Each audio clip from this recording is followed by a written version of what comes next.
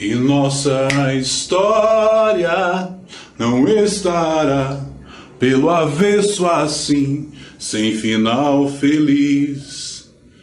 Teremos coisas bonitas pra contar. Hoje, essa citação é mais relevante do que nunca, né? Ou tão relevante quanto em outros momentos importantes. Por quê? Espero, né, que tenhamos coisas bonitas para contar e que essa nossa história, né, que essa história não esteja pelo avesso, não fique pelo avesso. Trataremos na aula de hoje sobre a questão da escravidão, de forma bem breve, objetiva, porque se trata de uma história que atravessa séculos, né, a situação da escravidão. Ela atravessa séculos, ela atravessa continentes, ela mergulha em vários territórios, ela é aplicada em vários territórios. Então, para variar, mais uma das manchas históricas aí para a história do próprio mundo, né? E no caso do Brasil, pela duração do evento, né? Vamos chamar de evento a escravidão, um evento nefasto e que foi, eu diria, perpetuado, né? Não posso deixar de mencionar, perpetuado por vários regimes, né? Desde império, desde reis, enfim. A escravidão estava presente. Desde o descobrimento, né? Que chamam de descobrimento, a escravidão está presente. Bem, antes que eu me esqueça, sou o Roberto Carlos, sou professor de História. Então, comecemos essa aula. Para entender a escravidão, ela tem os seus primórdios, né? Teve a escravidão que nem sempre foi necessariamente do negro. Mas, partindo de um pressuposto histórico, trazendo um recorte histórico, ela, no que diz respeito ao tráfico de africanos, ela tem seu início no século XV. Isso, então, foi uma iniciativa dos portugueses. Se a gente fala de manchas na história do nosso país, vamos às manchas na história alheia, na história de Portugal. Portugal foi responsável por muita coisa bacana, né? Mas também foi responsável por esse início do tráfico de escravos, né? Então, Portugal começa a adquirir esses escravos, né? Adquirir no Sudão, ou seja, não consta da relação, se consta a relação comercial, não está bem clara. A partir da exploração, então, da costa da África e posteriormente da colonização das Américas, Portugal acaba aplicando a esses impérios, né, que logicamente, de forma muito rápida, acabam aderindo, então, a essa prática de... Eu acho importante trazer essa expressão. Tráfico de escravos, tráfico negreiro, não. Tráfico de seres humanos, é isso. Independente dessa ideia de raça, não. A gente está falando de venda de seres humanos, de tráfico de seres humanos, de sujeitar seres humanos a aquelas condições deploráveis. Então isso que a gente tem que trazer de mãos dadas com a análise histórica, de mãos dadas com os fatos, essa crítica não tão suave assim, ou não diria uma crítica, eu diria mais uma reflexão, né? A gente está falando de gente, né, pessoal? Então, essas colônias, né, implantadas por Portugal, a gente conhece muito bem essa história de colônias definidas por Portugal, no caso do Brasil aqui, né? Então, elas rapidamente aderem à ideia de trazer essa relação de venda de seres humanos. Existe um comércio que ficou conhecido como o comércio triangular. Então, vamos a ele. Em que consistia comércio triangular. Bem, quais os componentes desse comércio triangular? Que países compunham esse comércio triangular? Primeiro, a África, ou seja, que era usada para captura de escravos. América de um modo geral, né, pessoal? América do Sul, América do Norte. A América do Norte também teve seu processo de escravidão, Estados Unidos principalmente, então história também bastante interessante a respeito.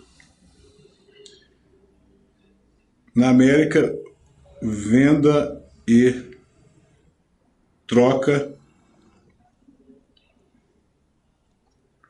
por matéria-prima. E, finalmente, Europa.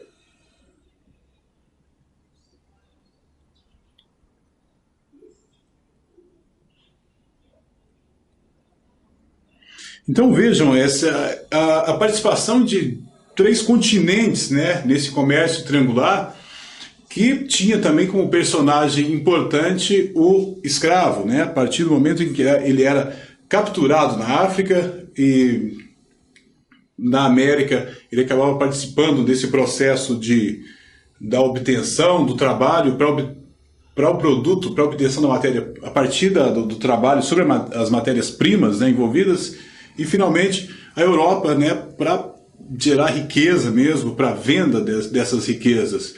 Mas o ponto de partida, né, a força inicial ali nesse processo é a do escravo. A gente vai pegar depois no Brasil, na indústria, no cultivo da cana-de-açúcar, do café, enfim.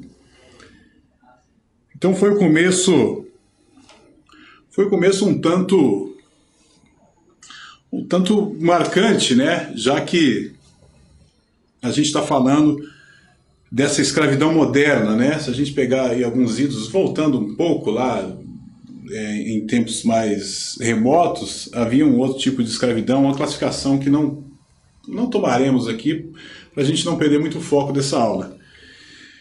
Bem, então essa escravidão moderna, a escravidão do negro principalmente, ela serve, dá para dizer que ela serve de sustentação, né, no processo de colonização, né, da América, no processo na relação com o capitalismo mercantilista.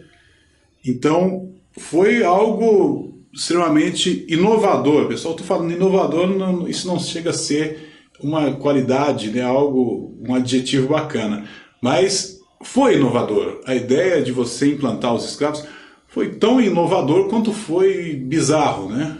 Essa palavra é interessante.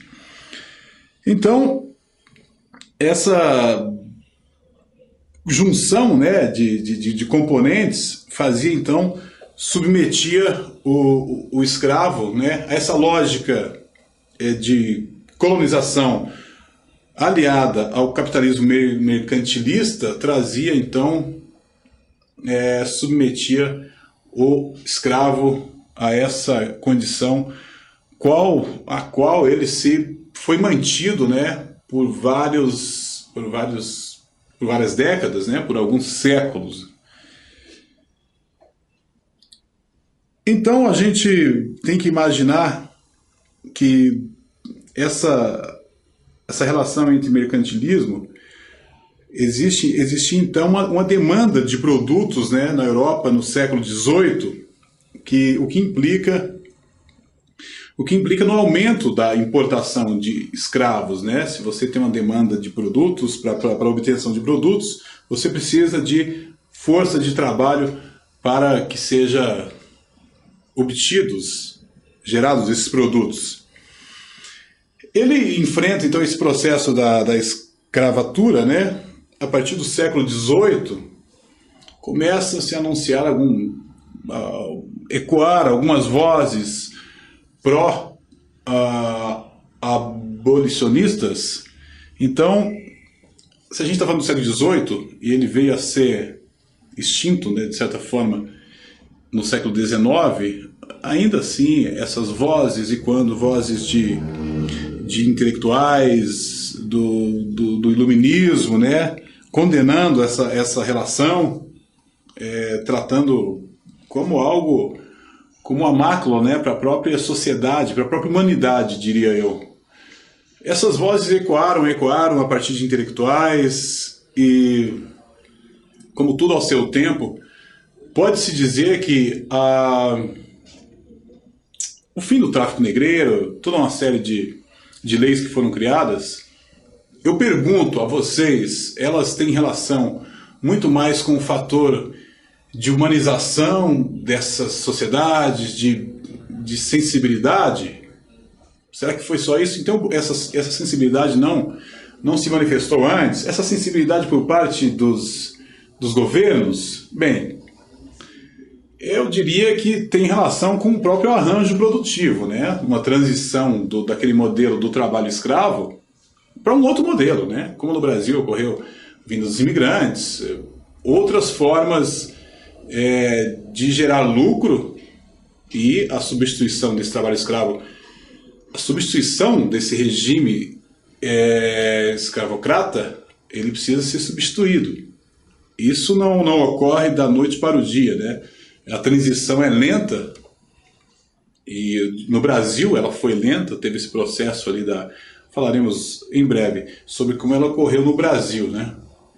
E por falar em Brasil, então esse apanhado geral sobre a escravidão no mundo, a partir de agora então a gente tem um pressuposto para entender como ocorreu essa escravidão no Brasil.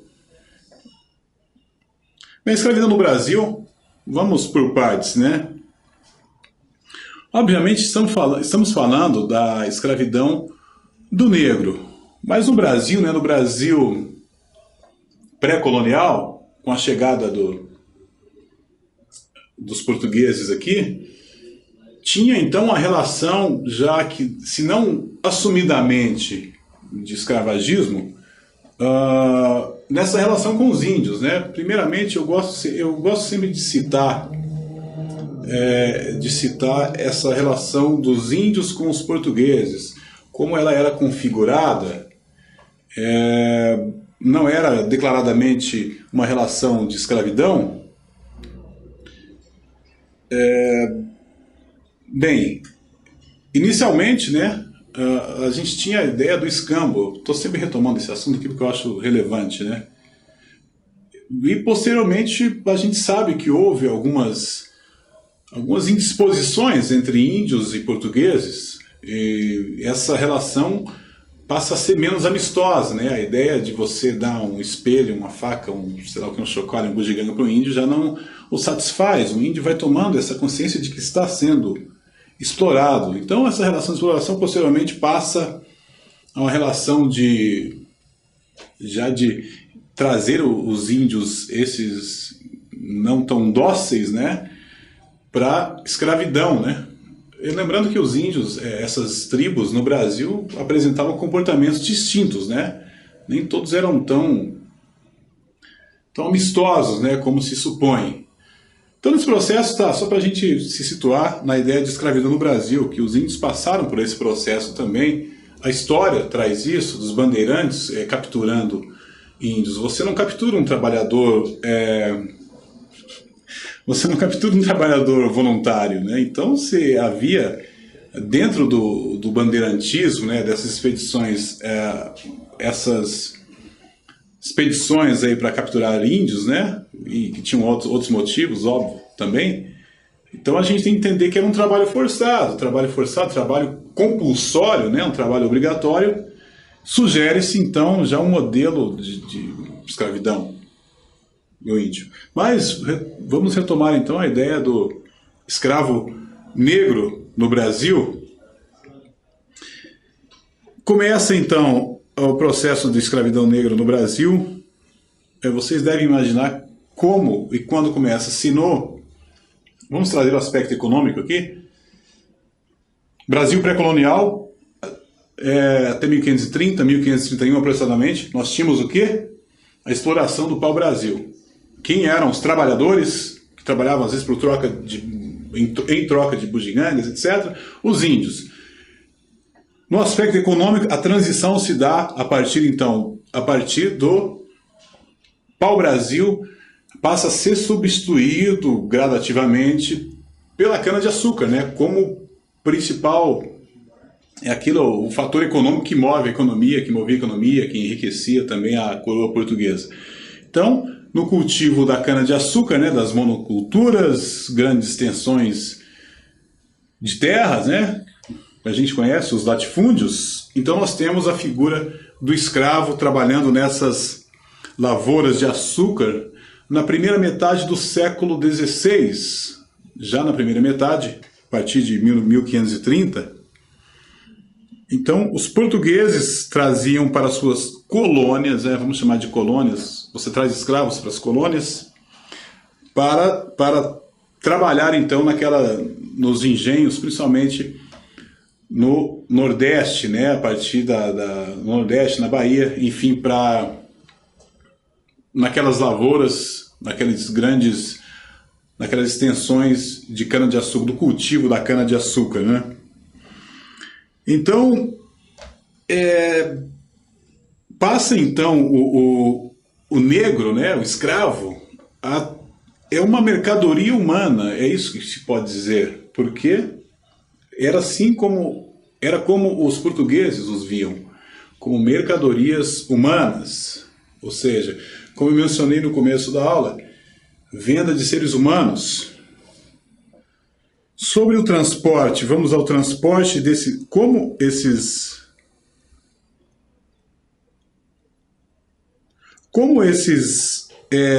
escravos chegavam ao Brasil. Bem, se a gente está falando desse tráfico transatlântico, por que transatlântico? Bem, África para o Brasil, ou seja, via Oceano Atlântico, isso tudo coordenado pelos portugueses. Bem, era um transporte, as acomodações não eram exatamente, né, as mais recomendáveis. A gente está falando se estamos falando de mercadoria, bem, talvez até as mercadorias fossem melhor armazenadas, né? Esses escravos vinham amontoados, literalmente amontoados nessas embarcações, né?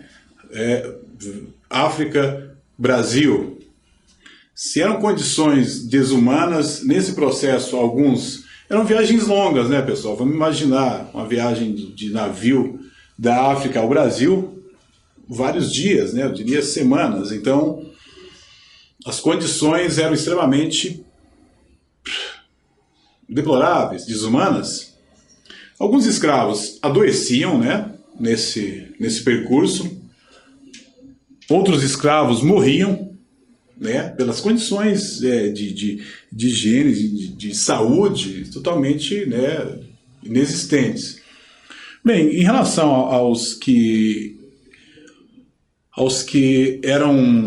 adoeciam, né, no percurso, dependendo, né, do estágio, né, da condição,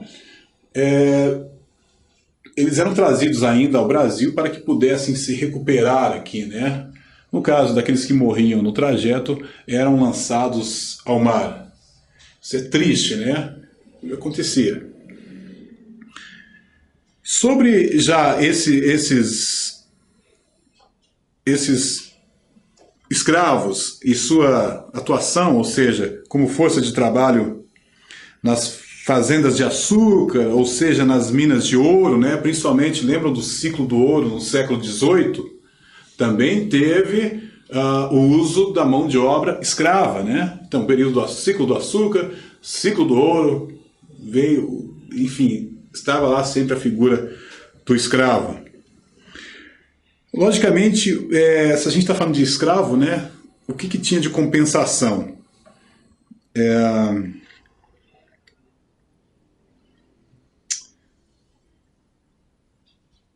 Como se configurava o trabalho escravo? As condições? Bem, trabalhavam, né, exaustivamente, né, com sol, ou com chuva, ou em péssimas, quaisquer condições de tempo, de clima, eles passavam a noite, então, nas senzalas. Eram suas acomodações, lugares escuros, poucas condições de higiene, na verdade, né? E, eventualmente, ou recorrentemente, melhor dizendo, eram acorrentados. Por que acorrentados? Óbvio, né? Para que se evitasse as fugas. No que diz respeito às fugas, quando isso acontecia, o açoite era a punição, ou seja, eram castigados, né? Chicoteados. Servia, né, de exemplo para quaisquer outros escravos que tivessem esse plano, essa ideia de fugir, né? Foram medidas exemplares para esses contra esses escravos, né, que eventualmente tentavam fugir, né? Tem a figura do Capitão do Mato, né? Figura uma das mais bizarras também da história, né? Que era as pessoas encarregadas, né, de capturar esses índios, enfim. Vejamos, temos aqui, vamos fazer a parte aqui, no aspecto, o que a gente pode falar da vida social do escravo? Bem, a gente não pode falar nada, né? Porque vida social era trabalhar. Vamos trazer vida social, vida cultural. Bem, tem um aspecto, né, que é o aspecto religioso, que, na verdade, também inexistente, já que eles eram proibidos, né, de praticarem suas religiões, seus rituais, suas festas, né, aquilo que compõe aquele misto de cultura e religião, né, que eram praticados, como em qualquer local do planeta, qualquer civilização, qualquer povo, né? Então foram condicionados a seguir a religião católica, né, que eram impostas, logicamente, pelos senhores de engenho. Então, com todas essas restrições, imposições, a título de registro, surge, né, a capoeira, né, a capoeira como forma de expressão artística, né, mas isso de forma muito incipiente, muito discreta no começo, né, por quê? Pelos castigos constantes, né, partido dos senhores de engenho. Bem, se a gente está falando do aspecto social, né, da escravidão no Brasil, entra em cena também em que condições estavam as mulheres, né, nesse contexto, né? Bem, claro que elas sofreram muito, né? Então, era um trabalho escravo também, compulsório, mas a elas cabia trabalhos domésticos.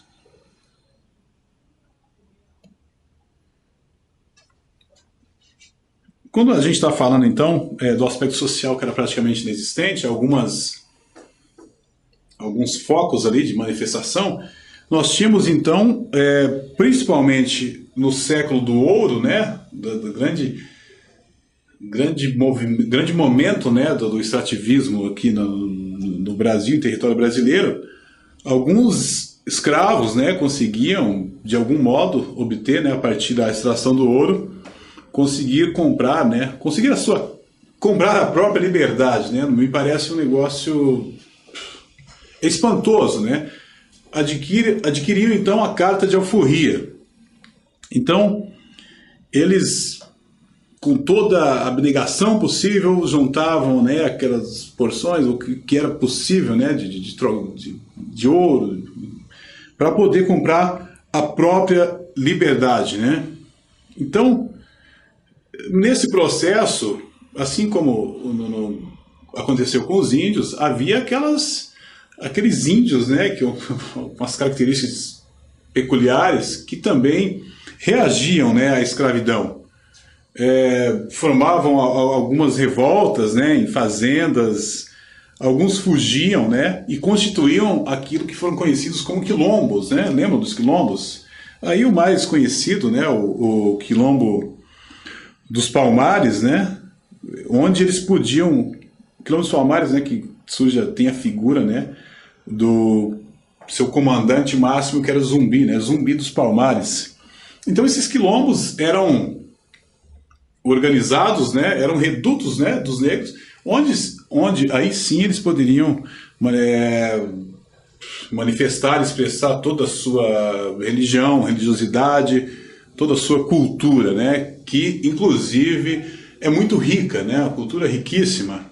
Uma pena não podemos aprofundar de forma, eu acho interessante, para a gente poder dar um pouco mais de objetividade, a gente tem que deixar de lado em alguns momentos de forma mais contemplativa, né, o aspecto cultural, mas que também a influência do negro, né, sobre desde, eu falei da capoeira, tem a influência do negro sobre a música, a dança, enfim, um legado, eu não diria um legado, né, porque os negros estão aí, né, também ainda dando sua contribuição enorme, né, para a arte, para a sociedade, enfim, de um modo geral. Nós temos, então, processo de libertação. O processo de libertação se dá com algumas campanhas abolicionistas, né, ou campanhas que anseiam pela abolição da escravatura. Como eu mencionei na aula anterior, sobre o processo de industrialização ali, a Inglaterra tem um papel, de novo a Inglaterra, um papel importante, né? Inglaterra, como vocês sabem, né, responsável pela Revolução Industrial, Inglaterra desejava ampliar seu mercado consumidor. E via na libertação dos negros uma possibilidade, né, de transformar esses negros no próprio mercado consumidor, né. Nisso surgem, então, esses movimentos. Em 1850, né, a partir de muita pressão, entre outros, pressão inglesa, né, a lei Eusébio de Queiroz,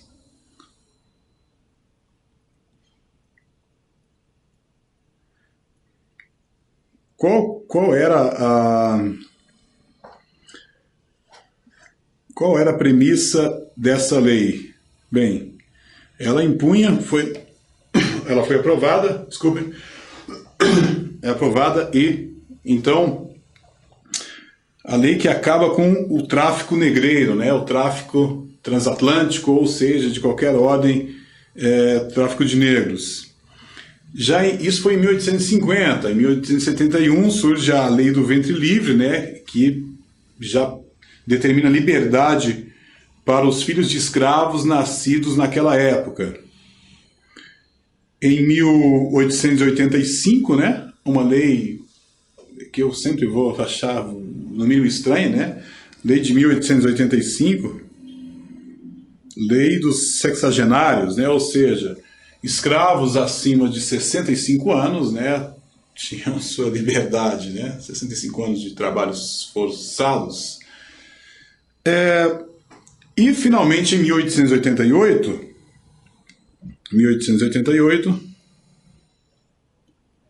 a famosíssima Lei Áurea, assinada pela Princesa Isabel, promulga, então, com a promulgação da Lei Áurea, é o fim, a abolição, a extinção da escravidão. Bem, esse pós-escravidão aqui é um aspecto interessante, pessoal, porque a gente tem que poder vincular ela com algo que aconteceu em 1850, não só o fim do tráfico negreiro. Em 1850, só para a gente colocar um pé lá uma parte, um outro segmento ali da história, que permite uma outra abordagem, a Lei de Terras de 1850, né, que tem um caráter de distribuição de terras. Quem tem direito à terra, após o fim do tráfico negreiro, ou seja, não era necessariamente o negro que tinha direito a essas terras. Então, qual a compensação para os negros após tanto trabalho, né? Após esse momento bizarro, nefasto na história da própria humanidade? Então, esse pós-escravidão para o negro, na verdade, em que condições eles se encontravam no pós-escravidão? Sem moradia, óbvio, né? Eles não foram ressarcidos, né, pelos seus trabalhos compulsórios. Sem moradia, sem assistência. Parece que fizeram um grande favor aos negros, né? Ou seja, vocês estão livres para quê? Além disso, né, a inserção desse negro, seja inserção social no mercado de trabalho, também era dificultada pelo próprio preconceito, né? Ele já existia e existe. Então, esse pós-abolição foi extremamente difícil para o negro, né? Que passou então a viver em condições precárias, né? Talvez não naquela situação de escravo, né, em que corria o risco dos castigos, em condições precárias, livre, dessa vez livre, mas ainda assim sem uma assistência devida, né, por parte, né, dos governantes, enfim.